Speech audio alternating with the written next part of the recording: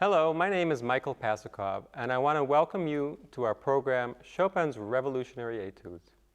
How are Frédéric Chopin's Etudes so revolutionary that they changed piano music forever? Well, first of all, we need a little background about etudes. An etude is a musical composition which is written to help the pianist perfect a particular piano technique. What do we mean when we speak about technique? Technique is the set of tools that a pianist uses to be able to express the music. Let's look at an example how technique is integrated into classical music. We'll take Mozart's Piano Sonata in C major as an example. This was the first piece my father taught me when I was a child. I'll take it slow and I'll show how technique is built into the piece. First, we'll start out with some basic arpeggios.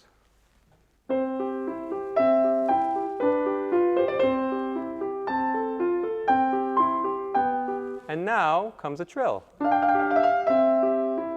Next comes scales on the right hand and double notes in the left hand.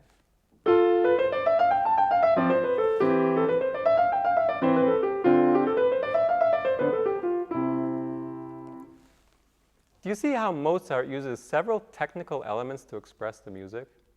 An etude, by contrast, focuses on one or two techniques at the most, and allows the pianist to focus only on these techniques. As you can imagine, since the composition is limited by just one technique, the etude can resemble a finger exercise more than an actual piano piece. Here's an example of a finger exercise composed by Hanon.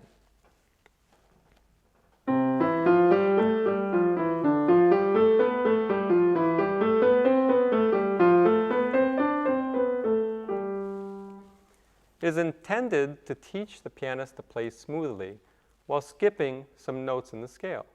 It has no musical value whatsoever.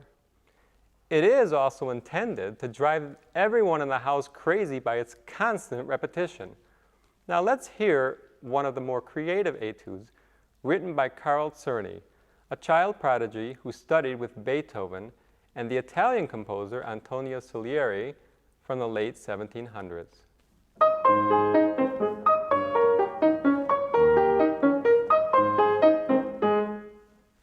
This is certainly a more interesting piece than the Hanon finger exercises.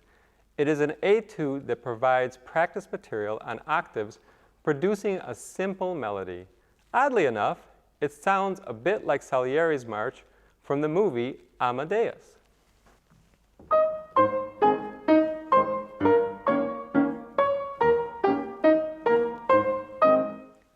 Now let's compare Czerny's etude to a section from Chopin's Etude number 12, Chopin's Revolutionary Etude.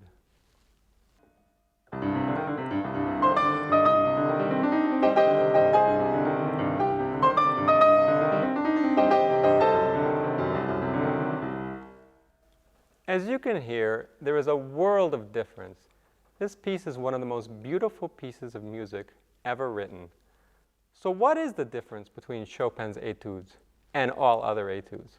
In a Chopin etude, the music is so beautiful that it is hard to believe that it was written as a practice piece to help the pianist develop their technique. In the etudes of other composers, it is very clear that the piece is designed to be used as a technical exercise only. Chopin created a new category of music called the concert etude.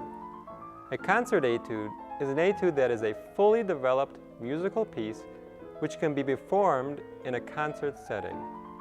Chopin didn't invent etudes, but he perfected them by making them beautiful musical compositions as well as showing one or two techniques per etude. An incredible feat. Etudes first appeared in the piano repertoire around the early 1800s. Until that time, there were no musical pieces called etudes. But this doesn't mean that there weren't any compositions that used just one technique before 1800. It just means that those pieces weren't called etudes. What brought about the etudes being introduced into the piano repertoire?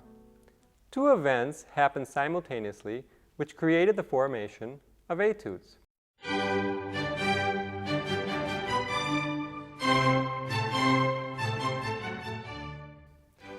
First of all, the aristocracy of the day was yearning to be more involved in culture, including the desire to play classical music.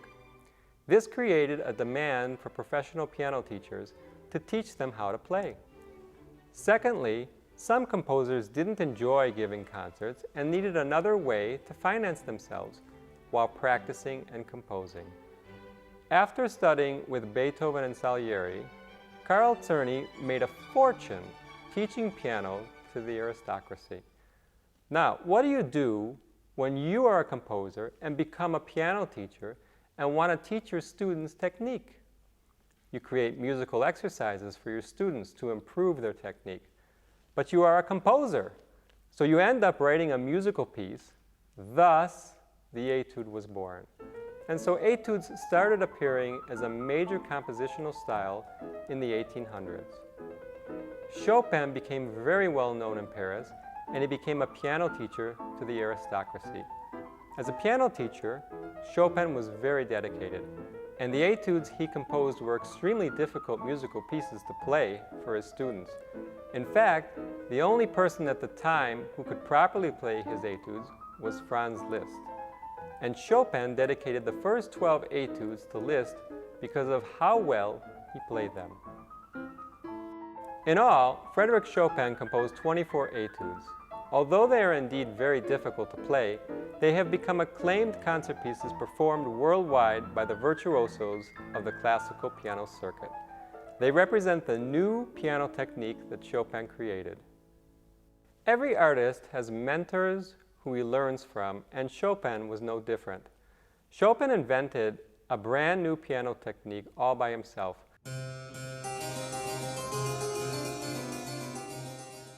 But he learned to compose by studying Bach's music.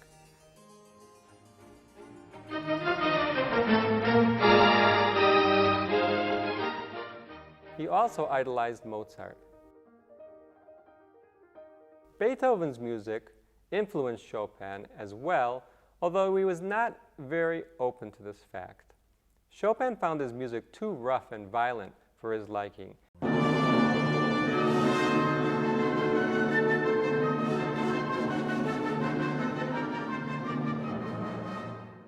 Yet he was greatly influenced by Beethoven's piano sonatas. I categorize Chopin's music as a combination of Bach, Mozart, and a bit of Beethoven, all wrapped up in his new style which fits the piano perfectly. Out of all these master composers, Chopin understood the piano better than any of them. Bach lived from 1685 to 1750. He laid down the foundation for keyboard study, which his son, Carl Philipp Emanuel Bach, documented in a book called The Art of Keyboard Playing. This became the classic book for understanding how to play the piano. Bach composed the Well-Tempered Clavier, which is a collection of preludes and fugues composed in all 12 major and minor keys. It is the definitive work for piano playing. Now, let's hear a part of the Bach's Prelude in G from the Well-Tempered Clavier, Book 1.